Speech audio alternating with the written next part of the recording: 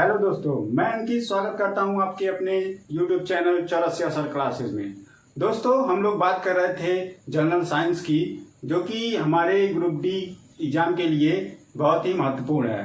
दोस्तों, इससे पहले हमने एक वीडियो वो आपके लिए आ गया लेक्चर फर्स्ट, जिसमें हमने जीव विज्ञान प्रारंभ किया था, उसके शाखाओं को देखा था। आज का हमारा दूसरा लेक्चर उसी के अंतर्गत होगा।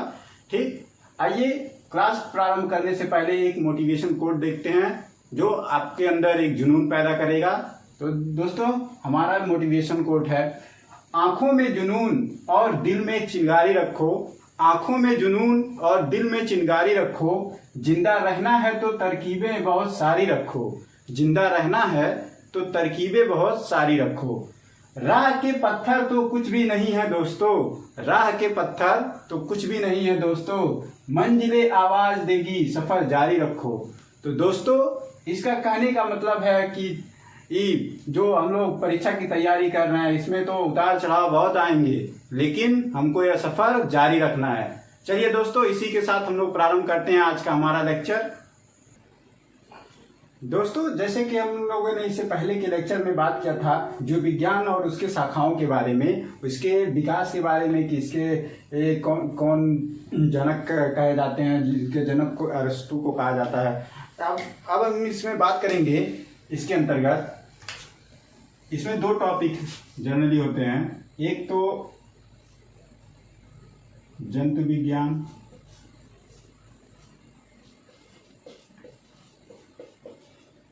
जिसे जूलॉजी बोलते हैं,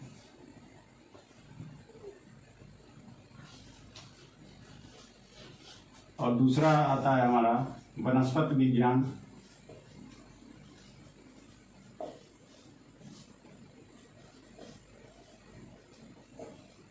जिसको बॉटनी बोलते हैं। ठीक, तो दोस्तों, हमको इन दोनों शाखाओं के बारे में बात करना है जीव विज्ञान के अंदर, जंतु विज्ञान और वनस्पति विज्ञान, यानी कि जूलॉजी और बॉटनी। अब हम लोग आज से प्रारंभ करेंगे जूलॉजी। ठीक, जूलॉजी के अंतर्गत हमें कौन कौन से टॉपिक पढ़ने हैं, सबसे पहले हम लोग इसके बारे में देख लें। ठीक, उसके बाद पढ़ना हम लोग प्रारंभ करेंगे। हम लोग इसमें एक एक टॉपिक पढ़ेंगे और उससे संबंधित क्वेश्चन जो रेलवे के एग्जाम में आए हुए हैं प्रीवियस ईयर, उसको सॉल्व करेंगे। ठीक, इसमें हम लोग का सबसे पहला टॉपिक होगा जूलॉजी के अंतर्गत आहार एवं पोषण, यानी कि फूड एंड न्यूट्रिशन। दूसरा हमारा टॉपिक होगा मानव रोग। मानव रोग से बहुत सारे क्वेश्चन आजकल देखे जाते हैं एग्जाम में। मानव रोग, इसके बारे में पढ़ेंगे। फिर हमारा तीसरा टॉपिक होगा, इसमें तीसरा टॉपिक होगा हमारा कोशिका के बारे में।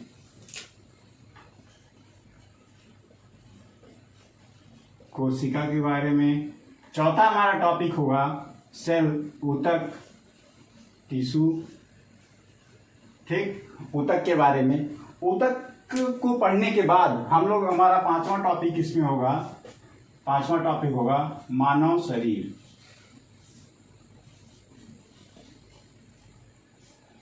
क्योंकि हमको पता है कि हमारे मानव शरीर की सबसे छोटी इकाई या प्रारंभिक इकाई क्या होती है? कोशिका। कोशिका के समूह से क्या बनता है? ऊतक। और ऊतकों के समूह से क्या बनता है? हमारा अंग। और अंगों के समूह से क्या बनता है?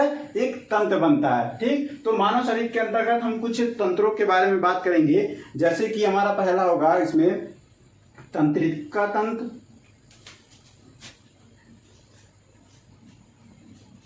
तंत्रिका तंत्र। उसके बाद हम लोग बात करेंगे पाचन तंत्र। उसके बाद हम लोग बात करेंगे उत्सर्जन तंत्र।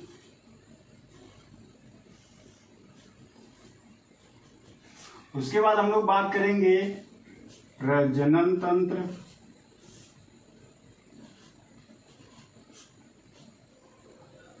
ठीक, उसके बाद हम लोग बात करेंगे कंकाल तंत्र के बारे में।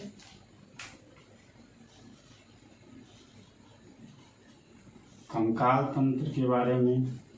ठीक, उसके बाद हम लोग बात करेंगे श्वसन तंत्र हमारा होगा।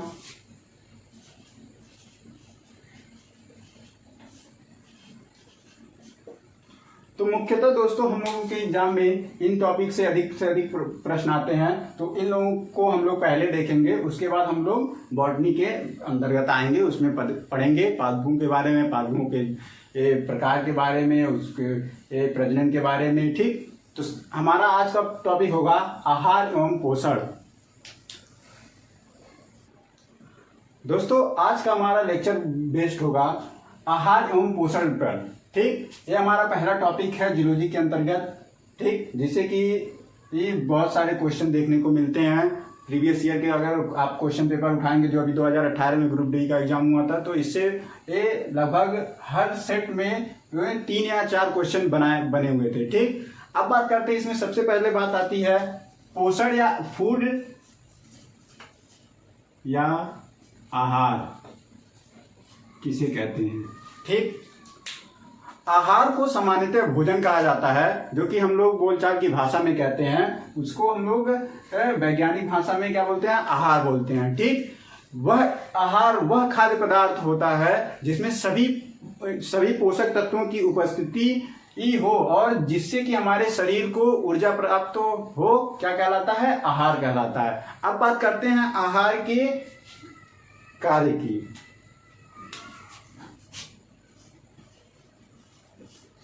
कार्य के अंतर्गत हम बात करें तो आहार का मुख्यतः कार्य होता है ऊर्जा देना। हमारे शरीर को अब आहार यानी कि भोजन क्या करता है, ऊर्जा देता है। ठीक, और दूसरा होता है उपापचयी क्रियाओं का नियंत्रण। जो मेटाबॉलिक एक्शन होते हैं उनको क्या करता है, रेगुलेट करता है। मेटाबॉलिक जो एक्शन होते हैं उनको हम आने वाले लेक्चर में जानेंगे अच्छे से। ठीक, उपापचयी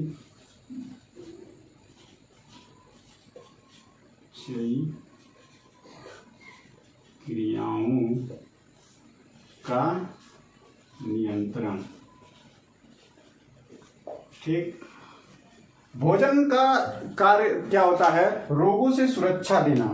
यह हमारे शरीर में प्रतिरोधक क्षमता को बढ़ाता है। ठीक, रोगों से सुरक्षा प्रदान करना। और चौथा हमारा काम होता है शारीरिक वृद्धि एवं विकास में महत्वपूर्ण योगदान देना। शारीरिक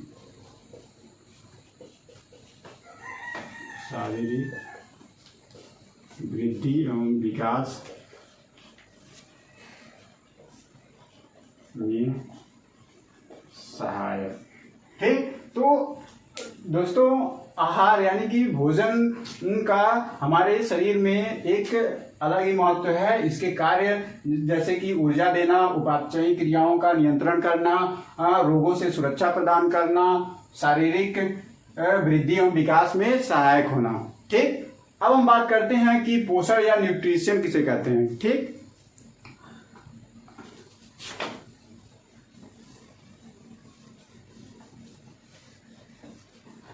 अब बात आती है आहार के, यानी कि आहार के बाद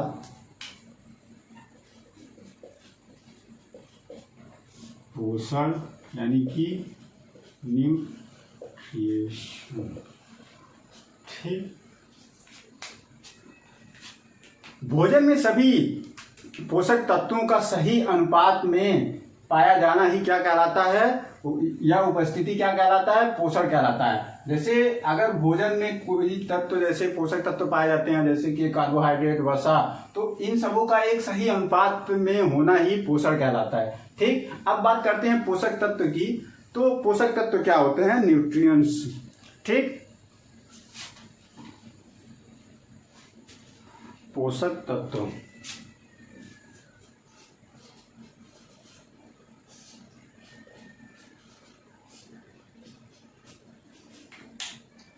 वे पदार्थ जो जीवों में विभिन्न प्रकार के जैविक कार्यों में उपस्थिति या संचालन में संपादन के लिए आवश्यक होते हैं, क्या कहलाते हैं, पोषक तत्व। यानी कि पोषक तत्व क्या करते हैं, जीवों के अंतर्गत जो भी क्रियाएं होती हैं उनका संचालन करते हैं और उसको अच्छे प्रकार से क्रियान्वयन में सहायक होते हैं। उन्हें क्या कहा जाता है, पोषक तत्व। अब बात आती है इनका क्या कार्य क्या क्या होता है। जो हमने भोजन का कार्य देखा, वही भोजन के कार्य, भोजन में क्या पाए जाते हैं, पोषक तत्व ही पाए जाते हैं। तो उनका भोजन का कार्य क्या हो गया, पोषक तत्व के कार्य ही भोजन के कार्य होते हैं। यानी कि भोजन के कार्य जो होते हैं वही पोषक तत्व के कार्य होते हैं। अब बात करते हैं पोषक तत्वों को कार्यों के आधार पे 4 भागों में विभाजित किया गया है। जैसे पहला है हमारा ऊर्जा प्रदान करने वाला। ऊर्जा प्रदान करने वाले पोषक तत्वों में बात करें तो कार्बोहाइड्रेट और वसा आता है। फिर उसके बाद आता है शारीरिक वृद्धि करने वाले जो पोषक तत्व है, उसमें आता है प्रोटीन। उसके बाद आता है कि उपापचयी क्रियाओं, यानी कि उपापचयी क्रियाओं के का नियंत्रण जो करता है, उसमें विटामिन, लवण, खनिज और जल, ये सब जो होते हैं हमारे शरीर में ऊर्जा नहीं प्रदान करते, ना ही हमारे शरीर में कोई आवश्यक क्रियाओं का, जैसे मेटाबॉलिक, जो कि शरीर में अगर किसी चीज का टूटना या बनना, जैसे कि एटीपी, ऊर्जा का निर्माण में क्या होते हैं, सहायक होते हैं। ठीक। अब बात आती है, चौथा होता है वंशागत या अनुवांशिक। अनुवांशिकता और वंशानुगत की, जैसे कि हम लोग जानते हैं कि हमारे कुछ गुण ऐसे होते हैं जो कि एक पीढ़ी से दूसरी पीढ़ी में ट्रांसफर होते हैं। तो इसके लिए क्या जरूरी होता है, एक न्यूक्लिक एसिड की जरूरत होती है, जिसमें आता है डीएनए और आरएनए। ठीक। डीएनए और आरएनए क्या करते हैं, हमारे ये अनुवांशिक गुणों को एक पीढ़ी से दूसरी पीढ़ी तक स्थानांतरण करते हैं। ठीक। आइए इसके बारे में जानते हैं। पोषक तत्व कार्यों के आधार पर पोषक तत्वों का वर्गीकरण तो कितने प्रकार से होता है, 4 प्रकार से। पहला क्या है हमारा, ऊर्जा प्रदान करने वाले पोषक तत्व। ऊर्जा प्रदान करने वाले पोषक तत्व। ठीक। दूसरा क्या है, दूसरा हमारा हो गया शारीरिक वृद्धि। शारीरिक वृद्धि में सहायक पोषक तत्व। ठीक। तीसरा हमारा क्या हो गया, उपापचयी क्रियाओं का नियंत्रण या निगमन। उपापचयी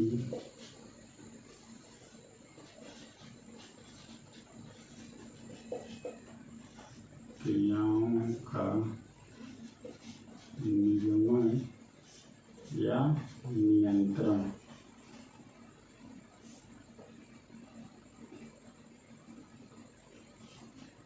ठीक। चौथा हमारा हो गया वंशानुगत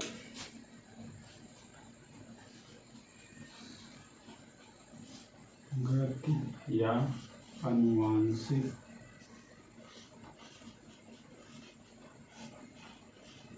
अनुवांशिकता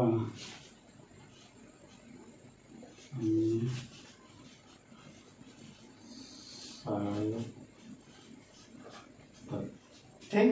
इन 4 कार्य के आधार पर पोषक तत्वों को हम लोग 4 भागों में विभाजित करते हैं। अब बात आती है कि कौन कौन से तत्व होते हैं और किसमें क्या होता है, किससे क्या मिलता है। अब बात करते हैं ऊर्जा प्रदान करने वाले तत्व कौन से हो गए, कार्बोहाइड्रेट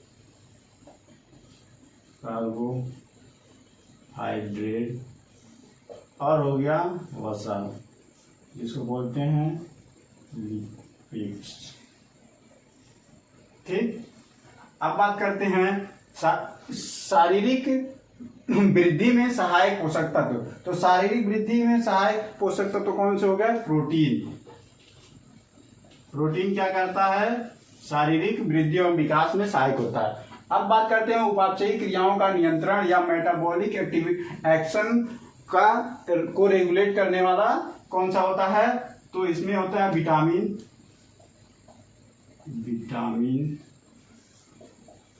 खनिज, लवण और जल। ठीक, अब बात करते हैं वंशागत या आनुवंशिकता में सहायक कौन कौन से पोषक तत्व होते हैं। तो इसमें आता है न्यूक्लिक एसिड, न्यूक्लिक अम्ल। न्यूक्लिक अम्ल के अंतर्गत हम लोग पढ़ेंगे डीएनए और आरएनए के बारे में। तो दोस्तों इस चैप्टर में आहार एवं पोषण के अंतर्गत हमें इन्हीं पोषक तत्वों के बारे में अध्ययन करना है। तो चलिए सबसे पहले हम लोग बात करते हैं ऊर्जा प्रदान करने वाले एक पोषक तत्वों की, जैसे कार्बोहाइड्रेट। आज का हमारा टॉपिक यहाँ से प्रारंभ होता है कार्बोहाइड्रेट। कार्बोहाइड्रेट में हम लोग कार्बोहाइड्रेट को जानेंगे क्या होता है, उसके बाद हम लोग क्या करेंगे, उसके प्रश्नों को हल करेंगे जो कि प्रीवियस ईयर में आए हुए हैं। ठीक, तो दोस्तों अब हम बात करेंगे कार्बोहाइड्रेट की कि इसके क्या क्या गुणधर्म होते हैं, किस प्रकार यह हमारे शरीर के लिए आवश्यक है। ठीक, इससे क्या प्राप्त होता है, इसके कार्यों के बारे में, इसके स्रोत के बारे में, इसके प्रकार के बारे में चलिए प्रारंभ करते हैं। तो जो कार्बोहाइड्रेट होता है, जो भोजन या पोषक भोजन में उपस्थित ठीक कार्बन, हाइड्रोजन और ऑक्सीजन से बने कार्बनिक पदार्थ को क्या बोलते हैं हम लोग? कार्बोहाइड्रेट। भोजन में उपस्थित पोषक तत्वों के अंतर्गत अगर उसमें कार्बन, हाइड्रोजन और ऑक्सीजन की मात्रा उपस्थित है तो क्या बोलेंगे? कार्बोहाइड्रेट। अब इसकी बात आती है कि इसके रेशियो क्या होते हैं। इसका जो अनुपात होता है वो क्या होता है? 1:2:1। ठीक, तो जो इसमें कार्बोहाइड्रेट के अंदर कार्बन, हाइड्रोजन और ऑक्सीजन का अनुपात होता है वह 1:2:1। जैसे कि एग्जांपल के तौर पे हम लोग देखें तो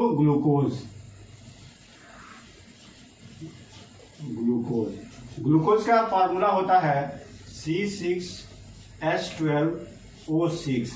ठीक, तो इस ग्लूकोज क्या है? हमारा कार्बोहाइड्रेट है। इसका जो इसमें कार्बन के 6 अणु, हाइड्रोजन के 12 और 12 अणु और ऑक्सीजन के 6 अणु से मिलकर बना हुआ है। ठीक, और इसका अनुपात अगर निकालेंगे तो 1:2:1 होगा। लेकिन इसके अंतर्गत इसमें एक अपवाद के तौर पे आता है ठीक, डी राइबोज शुगर जो होता है वह इसका अपवाद है। इसमें क्या होता है कि जो यहाँ पे ऑक्सीजन के 5 अणु ही पाए जाते हैं, लेकिन फिर भी वो क्या होता है? कार्बोहाइड्रेट होता है। ठीक दोस्तों, अब बात करते हैं अपवाद की।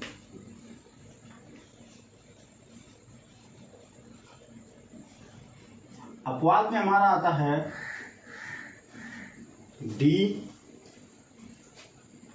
Deoxy ribose sugar. इसका फार्मूला होता है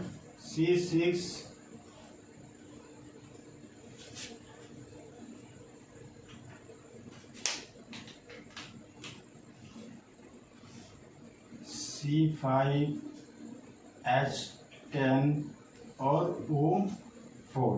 ठीक, तो देखिए इसका अगर रेशियो निकालेंगे तो 1, इसका रेशियो होगा 5:10:4, जो कि हमारे कार्बोहाइड्रेट के रेशियो 1:2:1 के इतर होगा, मतलब उस पर बेस्ड नहीं होगा। लेकिन फिर भी ये क्या है? डीऑक्सीराइबोज शुगर हमारा कार्बोहाइड्रेट है। ठीक, अब बात करते हैं कार्बोहाइड्रेट के कार्य कौन कौन से हैं, उसके स्रोत के बारे में।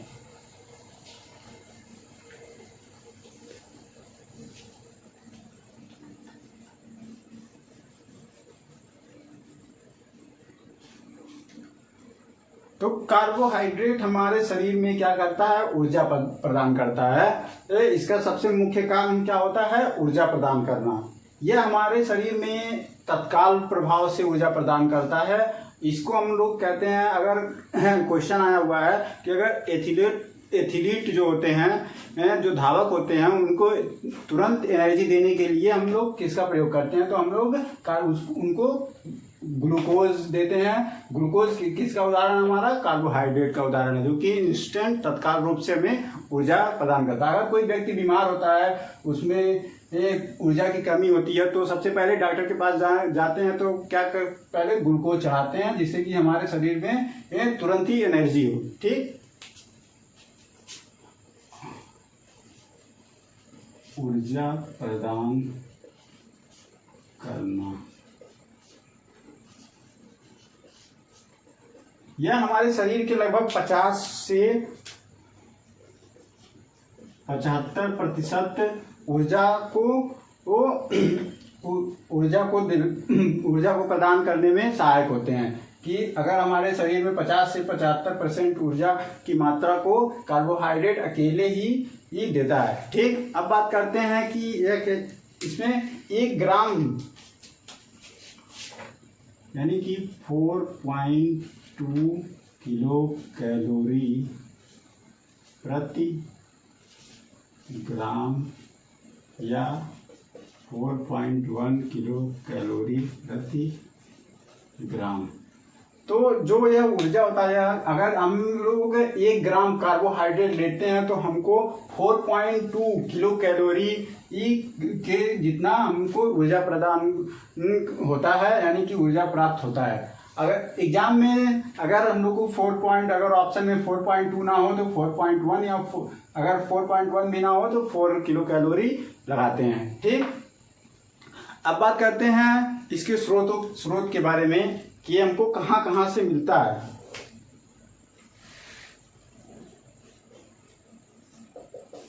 स्रोत के अंतर्गत हम बात करें तो ये ज्यादातर मोटे अनाज जैसे कि गेहूं,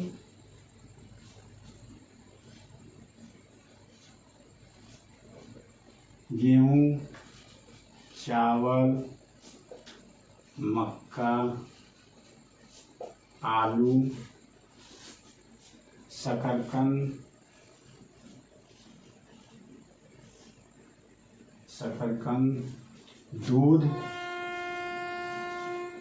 दूध में एक लैक्टोज शर्करा पाया जाता है, उसमें हम लोगों को वह क्या होता है, कार्बोहाइड्रेट का एक अच्छा स्रोत होता है। ठीक,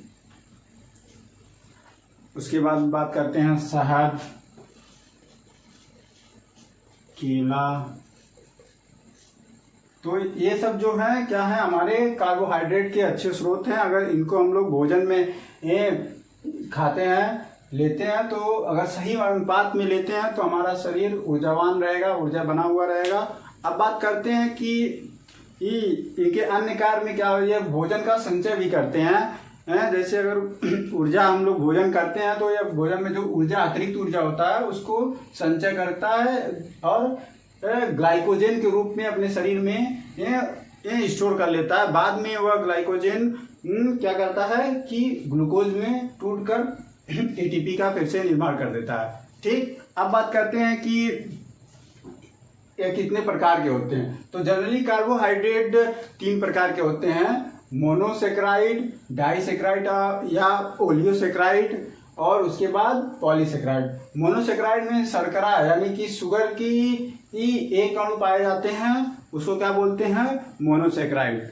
और उसके बाद ओलियोसेक्राइड शर्करा के 2 से 9 अणु तक के ये जो संगठन होता है उसको क्या बोला जाता है, ओलियोसेक्राइड। ओलियोसेक्राइड के अंतर्गत हमें सब पढ़ना है डाइसेक्राइड के बारे में। उसके बाद हमारा आता है पॉलीसेक्राइड। पॉलीसेक्राइड के अंतर्गत हम लोग पढ़ेंगे कि जो हमारे रासायनिक बंध शुगर से निर्मित, शुगर यानी कि मोनोसेक्राइड के ये 10 या 10 से अधिक जो मोनोसेक्राइड के समूह को क्या कहते हैं, हम लोग पॉलीसेक्राइड कहते हैं। ठीक, आइए अब इसी के बारे में हम लोग पढ़ते हैं।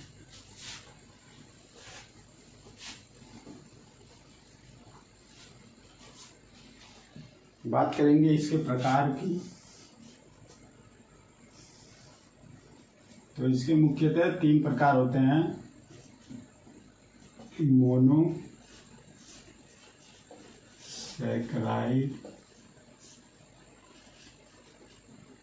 ओलियोसैकराइड, उसके बाद यहाँ पे पॉलीसैकराइड।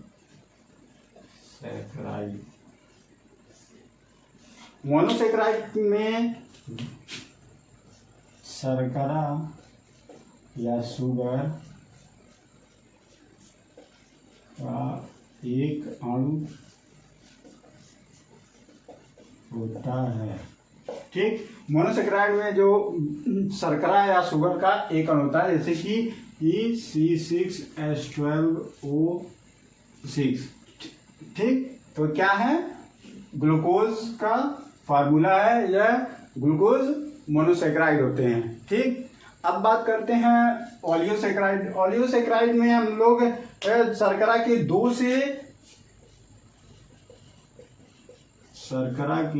2 से 9 अणु पाए जाते हैं, तो उन्हें हम क्या बोलते हैं, ओलियोसैकराइड। इसमें या तो 2 शर्करा जैसे कि ग्लूकोज मिलके 2 बनाएंगे, फिर ग्लूकोज प्लस सुक्रोज मिलके इस प्रकार के जो तत्व होते हैं उनको क्या बोलते हैं, ओलियोसैकराइड। अब बात आती है तीसरा, पॉलीसैकराइड। इसमें क्या होता है कि 9 या 10 शर्करा के 10 या 10 से अधिक मोनोसैकराइड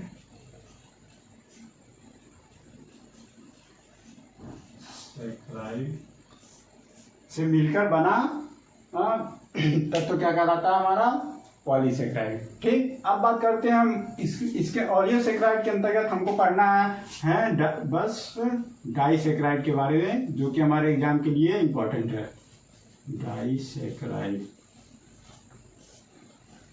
अब बात करते हैं मोनोसैकराइड। मोनोसैकराइड क्या होता है, यह कार्बोहाइड्रेट का सरलतम रूप होता है। क्या है, सरलतम रूप।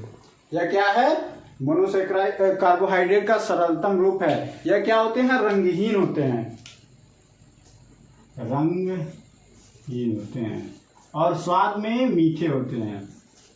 ठीक, स्वाद में मीठे होते हैं और उसके बाद जल में घुलनशील होते हैं,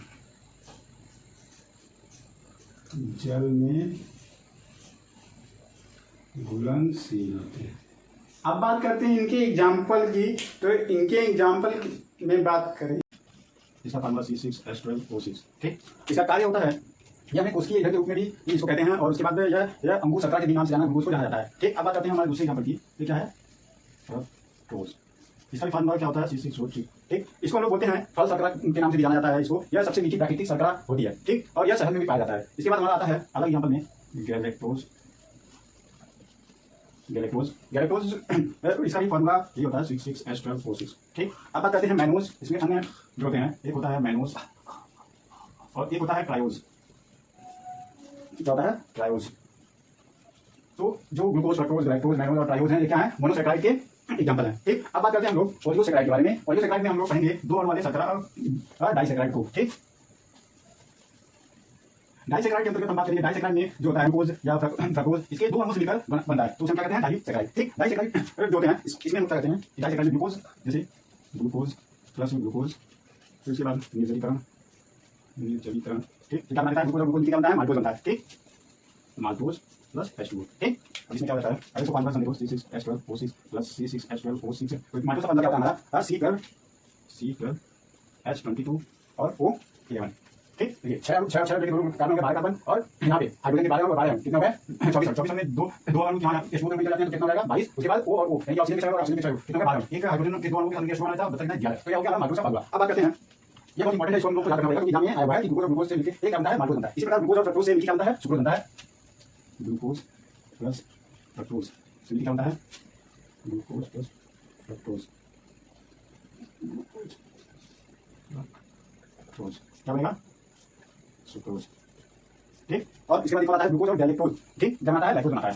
ग्लूकोज यहाँ पर हमको लिखा होगा, ठीक, तो ग्लूकोज को हटाना पड़ेगा, हम लोग यहाँ पे लिखते हैं, ठीक। ग्लूकोज प्लस गैलेक्टोज क्या बना देगा, लैक्टोज, ठीक। तो हमारा जो है तीनों इंपॉर्टेंट है, इनको हमको याद रखना है, ठीक। जो लैक्टोज है इसको हम लोग दूध शर्करा भी कहते हैं, ठीक। अब लोग पढ़ेंगे इसके बाद पॉलीसेकेराइड के बारे में। दोस्तों अब हम बात करेंगे पॉलीसेकेराइड। पॉलीसेकेराइड जो होता है 10 से अधिक मोनोसेकेराइड के आपस में ये जुड़कर पॉलीसेकेराइड बनते हैं। कितना जो होता है हम लोग 10 या 10 से अधिक मोनोसेकेराइड के जुड़ने पर, ठीक, या 10 से अधिक मोनोसेकेराइड के जुड़ने पर बनता है। यह काम पाया जाता है पौधों के रूप में पाया जाता है। पौधों में पाया या पाए जाने वाला क्या है, शर्करा, ठीक, या जल में घुलनशील शर्करा होता है, ठीक।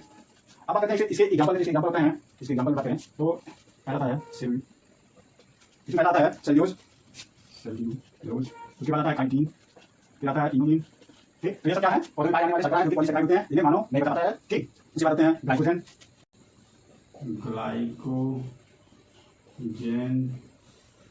उसके बाद होता है पैक्सीन,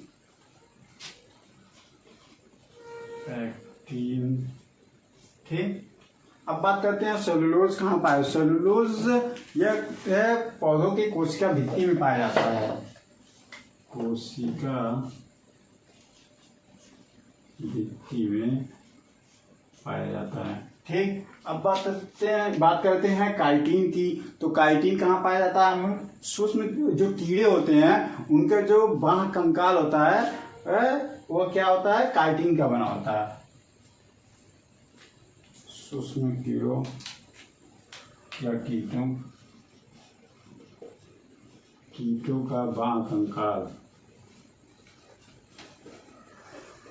जो बाह्य कंकाल होता है वो किसका बना होता है, काइटिन नामक शर्करा का बना होता है।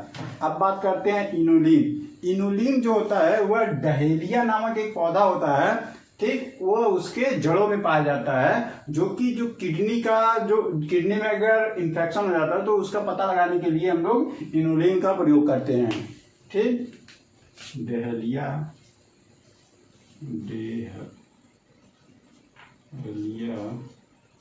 नामक पौधे की जड़ों से, ठीक। अब बात करते हैं ग्लाइकोजन की। तो यह कहाँ से पाया जाता है, यह जंतुओं में जो संचित भोजन होता है उसको क्या बोलते हैं, ग्लाइकोजन।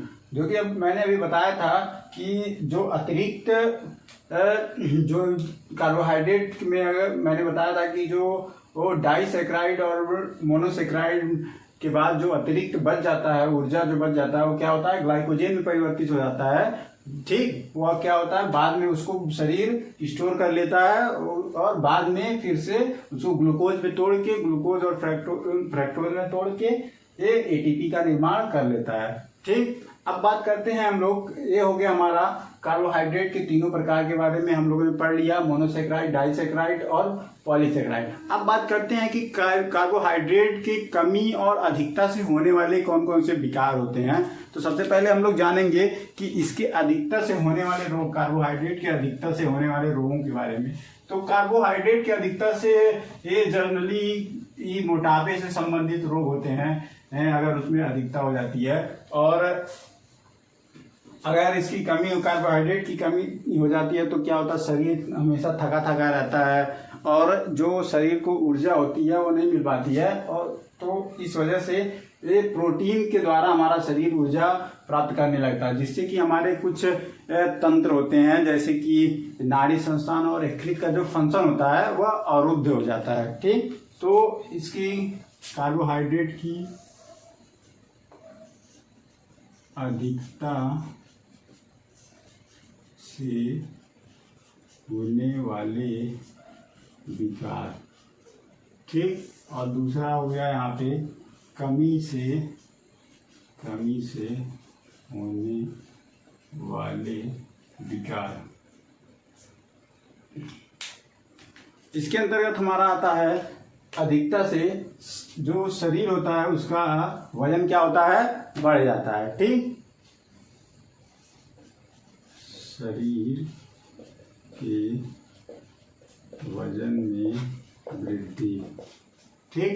दूसरा होता है यह मोटापे से संबंधित या बीमारियों को जन्म देती है। मोटापा संबंधित बीमारी या विकार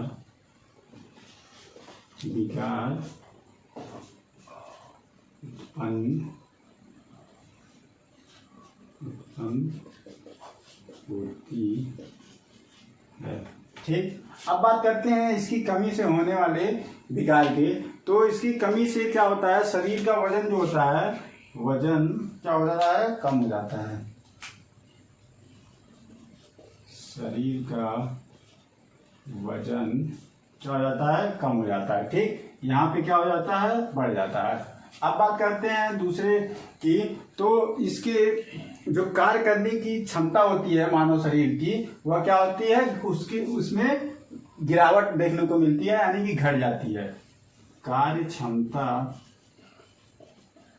में गिरावट, जो कार्य क्षमता होता है वह घट जाता है। फिर अब बात करते हैं शरीर में ऊर्जा उत्पन्न करने वाले प्रोटीन जो होते हैं वह प्रयुक्त होने लगते हैं। जो ऊर्जा के लिए क्या शरीर करता है, अगर कार्बोहाइड्रेट से हमें कमी हो जाती है तो शरीर क्या करेगा, प्रोटीन से ऊर्जा प्राप्त करने की कोशिश करेगा। और इस वजह से हमारे जो वो यकृत होता है, जिसे हम लीवर कहते हैं, उसके जो क्रियाकलाप होते हैं, फंक्शन होते हैं, उसमें कमी या जो गति होती है वह धीमी हो जाती है। तो दोस्तों यह था हमारा कार्बोहाइड्रेट से रिलेटेड जितने भी तथ्य थे उसके बारे में हम लोगों ने पढ़ा।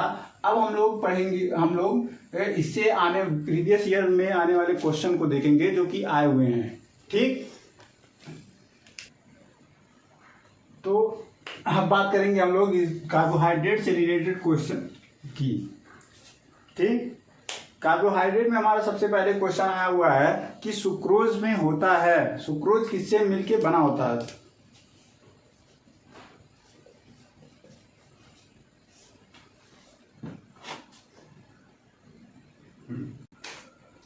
दोस्तों हमारा पहला क्वेश्चन है सुक्रोज में होता है। हमने अभी बताया था डाइसेक्राइड में कि सुक्रोज किससे किससे मिलके बना होता है। हमारा पहला ऑप्शन है ग्लूकोज प्लस गैलेक्टोज। क्या हमने बताया था ग्लूकोज प्लस गैलेक्टोज? नहीं। ठीक। अब बात आती है हमारा क्या, गैलेक्टोज यहाँ पे नहीं है यहाँ पे गैलेक्टोज आ गया तो ये भी ऑप्शन नहीं होगा। अब बात करते हैं यहाँ भी नहीं होगा, तो हमारा ऑप्शन ग्लूकोज प्लस फ्रक्टोज क्या हो गया, सही हो गया।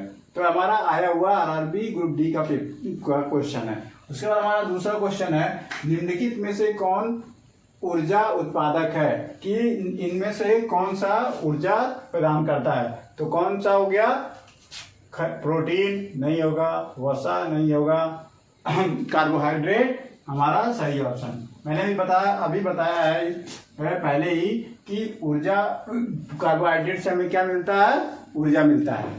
ठीक। अब आइए और दोस्तों हमारा अगला आया हुआ आरआरबी ग्रुप डी का पेपर में क्वेश्चन है शहद का मुख्य घटक है, इनमें से शहद का कौन सा मुख्य घटक है, ग्लूकोज, सुक्रोज, माल्टोज, फ्रक्टोज। मैंने अभी उदाहरण में बताया था कि शहद शर्करा किसे कहते हैं हम लोग, फ्रक्टोज को। ठीक। फ्रक्टोज शहद में और भी दो तरह के शर्करा पाए जाते हैं, जैसे कि डेक्सट्रोज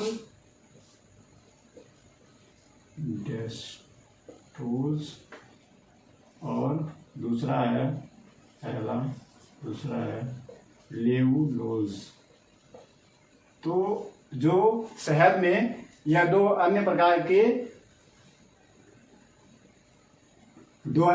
के ये शर्करा पाए जाते हैं। ठीक। आपको ये भी क्वेश्चन पूछा हुआ ही है। ठीक। अब बात करते हैं अगले क्वेश्चन की कि वह पोषक तत्व जो एथलीट को तुरंत ऊर्जा प्रदान करता है। तो हमारा कौन सा ऑप्शन होगा, प्रोटीन से हमें ऊर्जा मिलता है, नहीं। वसा से हमें ऊर्जा मिलता है, लेकिन उसके बाद विटामिन से नहीं। अब बात आती है वसा और कार्बोहाइड्रेट।